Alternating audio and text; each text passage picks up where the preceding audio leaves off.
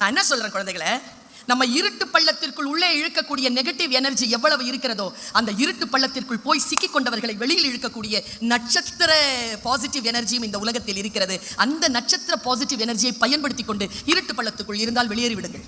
சிந்தித்து பார்த்து செய்கையை மாத்து. சிறுசா இருக்கையில் திருத்திக்கோ.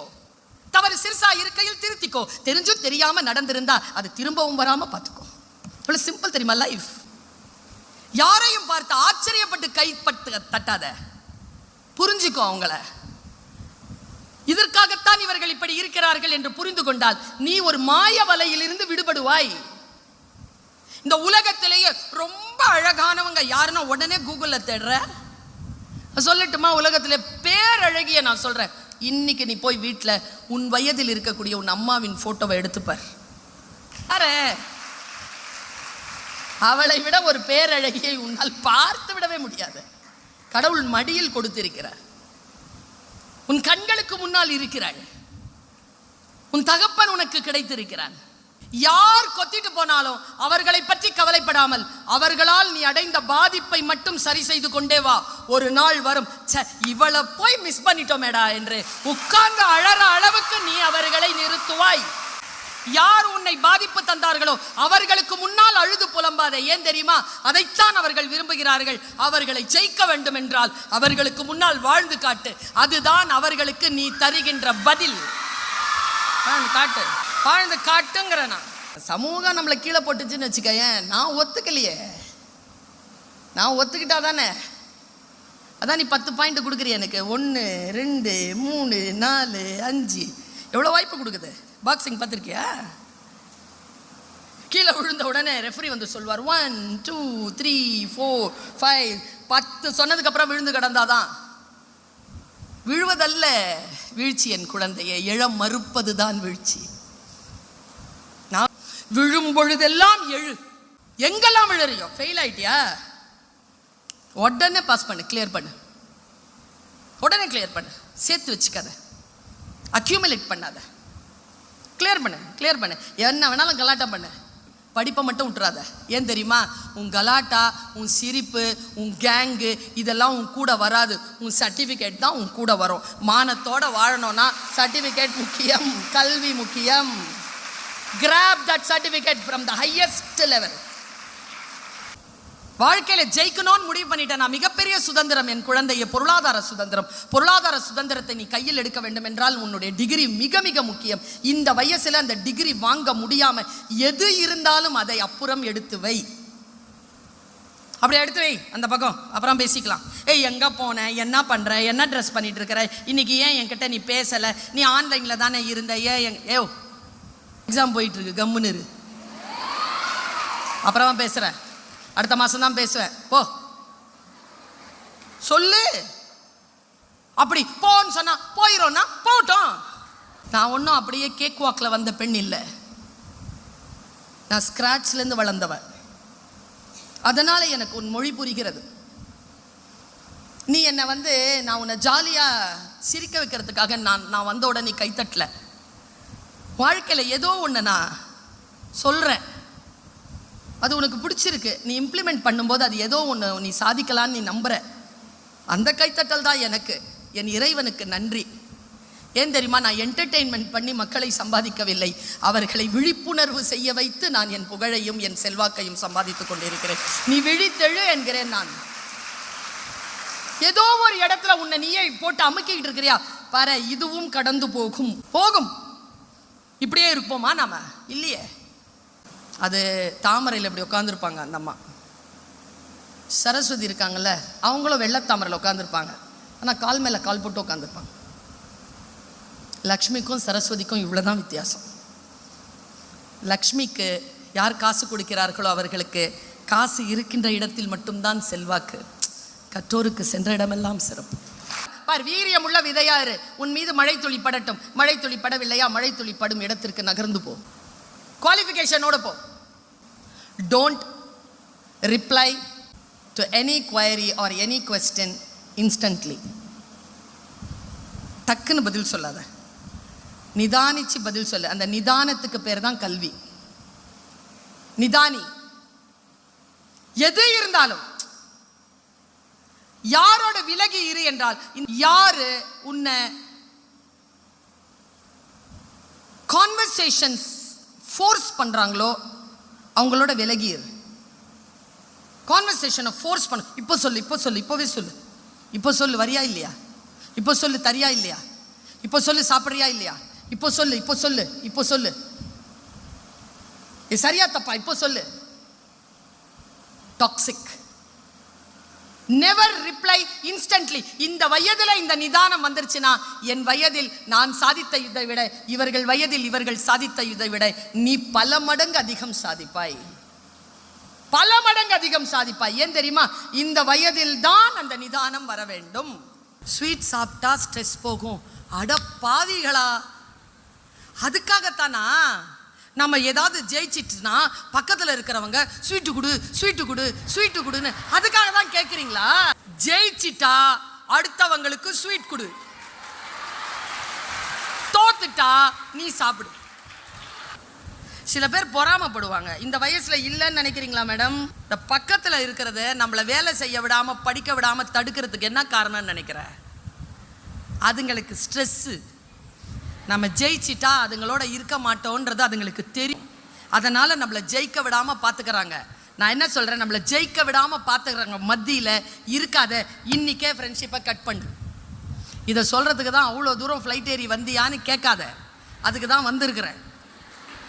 நாட் ஒன்லி ஸ்டூடெண்ட்ஸ், வாழ்க்கையில் யாராக இருந்தாலும் டாக்ஸிக்கா உனக்கு எதிராக ஸ்ட்ரெஸ்ஃபுல் லைஃபை அவங்க லீட் பண்ணிட்டு உன்னை ஸ்ட்ரெஸ்ஃபுல் ஆக்குனாங்கன்னா அவர்களை விட்டு விலகி இரு. இது நான் சொல்லும் மிக முக்கியமான ரகசியம்.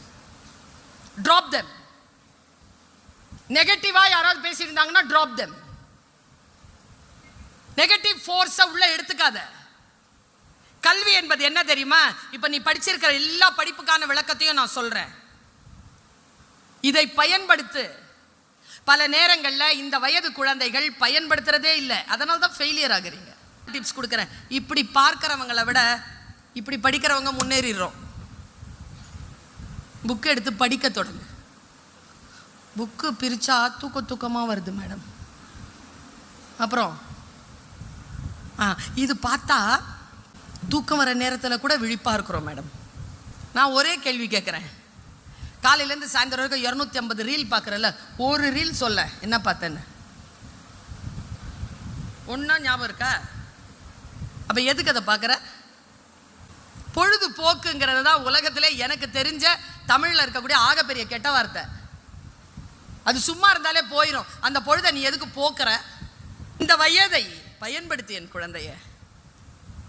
அதை ஹார்மோன் விஷயமா பயன்படுத்தாம அந்த ஹார்மோனை, அந்த டோபமீனை எந்த வகையில் நீ பயன்படுத்தணும்னு நான் சொல்லி கொடுத்துட்டு போறேன். ரீப்ரொடக்டிவ்காக அதை பயன்படுத்துறதுல இருக்கிற நீ. நான் சொல்லட்டுமா? ஒரு நல்ல தேர்ந்த சிற்பி அந்த டோபமீனை தான் சிற்பமா பயன்படுத்துறான், சிற்பமாக்குறான். இப்ப நான் பேசிட்டு இருக்கிறேன், இந்த எனர்ஜி என்னன்னு நினைக்கிற?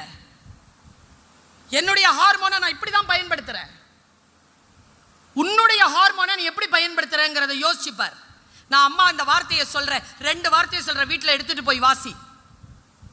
இப்போ சொல்றது உள்வாங்கி வச்சுக்கோ, இப்போ யோசிக்காத, கடினமா இருக்கும். எதை இந்த உலகத்தில் தொட்டாலும் குழந்தையே, எதை தொட்டாலும் அதற்கு என்று ஒரு விலை இருக்கிறது. அந்த விலையை தராமல் நீ அந்த பொருளை தொடவே முடியாது. வீட்டில் போய் யோசிச்சுப்பார். நான் சொல்றது, தொடுவது என்பது நாட் ஒன்லி பிசிக்கல். இப்போ நீங்க உட்காந்து பேசிட்டு இருக்கிறல்ல, நீ உட்காந்துட்டு இருக்கிறல்ல, இங்க நான் இன்னைக்கு நின்று பேசிட்டு இருக்கிறல்ல, நான் என்ன விலை கொடுக்குறேன், நீ என்ன விலை கொடுக்குற தெரியுமா? நீ ஃப்ரீயா வந்து இங்க உட்காந்துட்டு இருக்கிறேன்னு நினைக்கிறியா? என் பேச்சுக்கு நீ விலை கொடுக்கலன்னு நினைக்கிறியா? என்ன விலை கொடுத்த? காசு கொடுத்தியா? காசு தானே நமக்கு விலை கிடையாது. நான் சொல்லட்டுமா நீ கொடுக்குற விலை என்னன்னு? எஸ், உன் வாழ்க்கையில் நீ மறுபடியும் பெற்றுவிடவே முடியாத அந்த வாழ்வின் மணித்துளிகளை இதோ என் பேச்சிற்காக தந்து கொண்டிருக்கிறாயே, அதுதான் என் பேச்சிற்கு நீ தரும் விலை. நான் என்னுடைய வாழ்க்கையில் மறுபடியும் பெற்றுவிட முடியாத என் மணித்துளிகளை உனக்காக தந்து கொண்டிருக்கிறேனே, அதுதான் நான் உனக்கு தருகின்ற உண்மையான விலை. இவங்க எனக்கு பணம் கொடுக்குறாங்கன்னா என் டைம்க்கு தான் பணம் கொடுக்குறாங்க.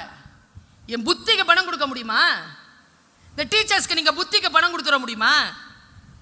அவங்க கொடுக்குற டைம்க்கு தான் பணம். டைம் குழந்தைகளே, நேரம், காலம். காலத்தை அறுவடை செய். அதனால தான் செத்து போறவங்க கூட காலமானார்னு சொல்றோம் நாம. become time. time is everything. அந்த டைமை நீ எந்த அளவுக்கு அறுவடை செய்ய போகிறாய். நான் இந்த விஷயத்தை நிறுத்துறேன். இப்போ 2 விஷயம் சொல்லிட்டு நிறுத்துறேன். முடிஞ்சா நீ என்னோட வந்து கனெக்ட் ஆகு பார்க்கலாம். வெளிநாட்டுக்கு போகும்போது ஒரு கார்ல ஏறினேன், சான் பிரான்சிஸ்கோல. அந்த கார்ல டிரைவர் இல்லை. அந்த கார் டெஸ்லா. ரொம்ப பயமா இருந்துச்சு சார். அந்த சீட் அதுவா செட், யாருமே இல்லை கார்ல, அதுவா செட் ஆகுது. அது என்கிட்ட கேட்குது. நான் சொல்றேன், இந்த ரெஸ்டாரண்ட் பேர் சொல்றேன். அவ்வளோதான், கார் தொடங்கிருச்சு. அழகா இதுல நிக்குது, என்ன சிக்னல்ல நிக்குது. ஆட்கள் யாராவது வந்தாங்கன்னா, ரோட் கிராஸ் பண்ணாங்கன்னா நிக்குது. கரெக்டாக போய் என்ன அந்த இடத்த அப்படி பார்க் பண்ணுச்சு சார். அந்த பார்க்கிங்கில் நான் கார் ஓட்டுவேன், ஆனால் பார்க்கிங் எனக்கு சரியாக வராது. பார்க்கிங் அவ்வளோ சூப்பராக பண்ணுச்சு அது, வித்தவுட் டிரைவர். என்னடா இது இப்படி இருக்குது நாடு, எப்படிடா இப்படி முன்னேறானுங்கன்னு. அப்புறமா வெளியில் வரும்போது அந்த டெஸ்லா அந்த கம்பெனியுடைய ஓனர் பேர் என்னப்பா? Elon Musk. அந்த மனிதரை பற்றி விசாரித்து, இந்த உலகத்திலேயே பணக்காரன் இப்போ. வெரி வெரி இம்பார்ட்டன்ட் வார்த்தை. அவர் எவ்வளோ காசு வச்சிருக்காருன்னு பார்த்தா 56 லட்சம் கோடி வச்சிருக்காராம் சார். 56 லட்சம் கோடி. இன்டர்வியூவில் அவர் ஒரு கேள்வி கேட்கப்படுது மேடம், நல்லா தெரிஞ்சுக்கோங்க. யாராவது ஜெயிக்கிறாங்கன்னு வச்சுக்கோங்களேன், அவ்வளோ சீக்கிரமாக அவங்க அந்த ரகசியங்களை சொல்ல மாட்டாங்க. அது சொன்னாலும் நமக்கு புரியாது. சார், நீங்கள் தோத்து வளர்ந்தவங்க, ஒரு டார்கெட்டை ஃபிக்ஸ் பண்ணுறீங்க சார். சூப்பர் கொஸ்டின் குழந்தைகளை. நீங்கள் இங்கே நான் கொஞ்சம் நேரம் உட்காருவேன், நீங்கள் ஏதாவது கேள்வி கேட்குறதா கேளுங்க. ஆனால் இந்த மாதிரி ஒரு கேள்வியை கேட்கவே முடியாதபடிக்கு சூப்பர் கொஸ்டின்.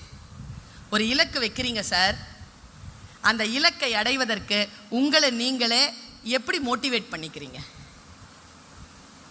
புரியுதா உங்களுக்கு? கொஸ்டின் புரிஞ்சுதா? நான் இந்த சப்ஜெக்டில் இந்த முறை 75 வாங்கணும் என்னோட டார்கெட். இந்த யூனிட்டை நான் முடிக்கணும் டார்கெட். அதை அடைய முடியாமல் நம்ம வந்து தோத்துடுறோம்ல. தோக்குறோமா இல்லையா? ஜனவரி 1 வந்துச்சா, நிறைய ரெசல்யூஷன்ஸ் எடுத்தோமா? எப்போ கைவிட்டீங்க அதை? நீ ஒரு ரெசல்யூஷனை எடுத்துட்டு நீயே அதை கைவிட்ட. இந்த கேள்வியை தான் எதிர்மறையா எலன் மாஸ்க் கிட்ட கேட்குறாங்க. நான் முதல்லயே சொல்லிட்டேன், Elon Musk is a winning person. அவர் சொன்ன பதிலை நான் உனக்கு அப்படியே சொல்றேன். எலன் மாஸ்க் தந்த பதில்.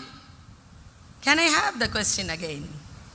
சார், நீங்க ஒரு மோட்டிவை வச்சிட்டீங்க சார். அந்த மோட்டிவை அடையிறதுக்கு உங்களை நீங்களே எப்படி சார் உற்சாகப்படுத்துறீங்க? ஓகே, உங்கள் கேள்வி எனக்கு புரியவில்லை. ஆனால் இப்படி பதில் சொல்றாருங்க, உன் கேள்வி எனக்கு புரியவில்லை. அவர் சொன்னார், இல்லை சார் புரிஞ்சிருச்சு, நீங்கள் பதில் சொல்ல விரும்பலை. பரவாயில்ல சார். அவன் சொன்னார் பதில், நீ தானே மோட்டிவை ஃபிக்ஸ் பண்ண. ஆமாம், அந்த மோட்டிவ் தானே மோட்டிவேஷன். அதுக்கு அடையிறதுக்கு எதுக்கு மோட்டிவேஷன்னு கேட்டாருங்க. உனக்கு புரியல? இப்போ புரிய வைக்கிறப்ப. மா ராமலிங்கம்னு ஒரு ஸ்பீக்கர் மேடம், நல்ல நகைச்சுவையாக பேசுவார். எங்கேயோ ஒரு பேச்சை கேட்டிருக்கேன். எனக்கு அவருடைய ஜோக்கு எலன் மாஸ்க் சொன்ன பதிலோட எனக்கு பொருத்தி பார்க்குறேன். நான் 3 ஃப்ரெண்ட்ஸ், 3 பேரும் சேர்ந்து ஒரு இடத்துக்கு வேலைக்கு போயிட்டாங்க.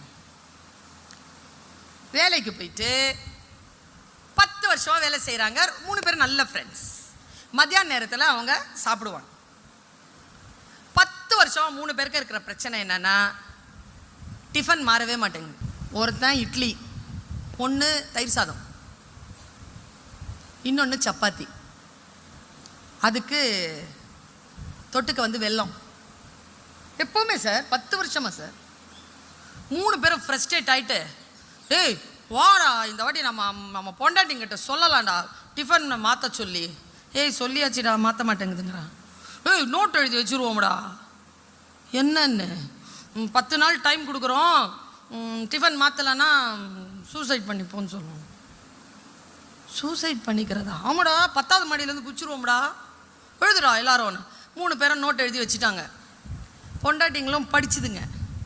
அடுத்த நாள் பார்த்தா அதே இட்லி, அதே தயிர் சாதம், அதே சப்பாத்தி. Count down start. 2, 3, 4, 5, 6, 7, 8ஆம் தேதி திக்குன்னு இருந்து திறந்து பார்த்தா அதே. நாளைக்கு மட்டும் டைம் கொடுப்போம்டா, அடுத்த நாள் டைம் அதே. 10ஆம் நாள் திறந்து பார்க்குறாங்க சார், அதே இட்லி, அதே தயிர் சாதம், அதே சப்பாத்தி. 3 பேரும் மானஸ்தனுங்க. குடுகுடுன்னு மேலே போனாருங்க, 10வது மாடியிலேருந்து விழுந்துட்டானுங்க. 3 பேரும் ஆஸ்பத்திரி. 3 பேரும் வீட்டிலேருந்து வைஃப்ஸ் ஓடி வருதுங்க.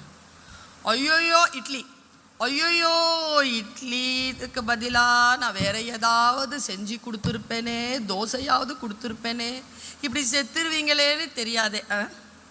தயிர் சாதம், ஐயோ நீ இப்படி தயிர் சாதம் சாப்பிட்டு செத்து போயிடுவேன்னு தெரிஞ்சிருந்தா நானே வேற ஏதாவது கலந்து கொடுத்துருப்பேனே. அந்த அம்மா. 3வது ஆளு டெட் பாடியை பார்த்துட்டே நிற்கிது. நரசம்மா சொல்லிச்சான், ஏய் உன் புருஷன் செத்து போயிட்டான், அழு, 4 பேர் தப்பாக நினைக்க போகிறாங்க. இல்லை நர்ஸுக்கா, எனக்கு ஒரு டவுட்டு. என்ன டவுட்டு? அவங்க வீட்டில் இட்லி அந்த அம்மா தான் போடுது, அந்த வீட்டில் தயிர் சாதத்தை அந்த அம்மா தான் கலக்குது, எங்கள் வீட்டில் இந்த ஆள் தானே காலையில் எழுந்திரிச்சு மாவு எடுத்து பிசைஞ்சு, இந்த ஆள் தானே சப்பாத்தி போடுவான், இந்த ஆள் ஏன் குச்சான்னு தெரியலையேன்னுச்சு. இப்போ புரிஞ்சிருச்சா எலன் மாஸ் சொன்னது? நீயே ஒரு டார்கெட்டை ஃபிக்ஸ் பண்ணுவியா, நீ அதை மாற்ற மாட்டியா, நீ மாற்ற மாட்டேன்னு நீ அழுவியா? உன்னுடைய வாழ்க்கையை மாற்ற வேண்டும் என்றால் யார் மாற்றுவது? நீதான் மாற்ற வேண்டும். இதுதான் எலன் மாஸ் சொல்றார், இதைத்தான் நான் சொல்கிறேன். உன் வாழ்க்கையில் ஏதேனும் மாற்றம் நிகழ வேண்டும் என்றால் நீதான் செய்ய முடியுமே தவிர அதை 3வது ஆள் யாரும் செய்துவிட முடியாது என்பதனை நமக்கு எப்பொழுது புரியும்?